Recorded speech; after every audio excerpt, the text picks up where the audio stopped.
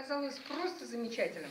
То, что, с одной стороны, это текст Юрия Владимировича Гусарова, вот такого историка, это текст искусствоведа Антонины Ильиничны, да, такой замечательный, это текст археолога Натальи Степановны Березиной.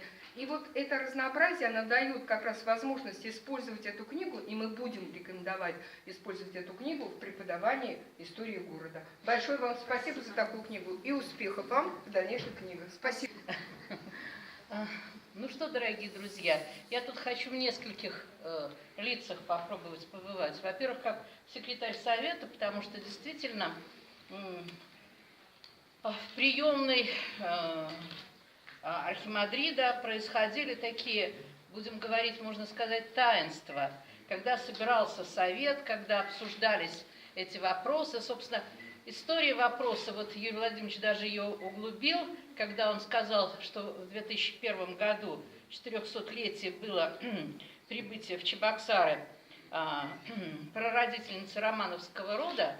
Ну, тогда мы так дружно не работали над этой темой, а вот 2013 год стал действительно годом таким, ну, исторически очень важным. 400-летие воцарения династии Романовых как-то нас очень всех объединило, и мы в рамках совета, и тут и общественность, и наука, и духовенство, как-то вот так вот все вместе объединились.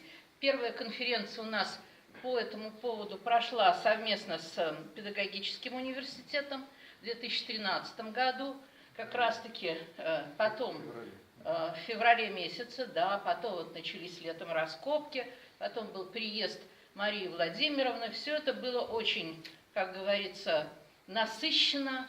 Все это мы, помимо вот этой книги замечательной, я хочу сказать, любопытный читатель может обратиться еще к альманахам, потому что Свято-Троицкий монастырь является учредителем альманаха «Троица». А вот в этом альманахе мы фактически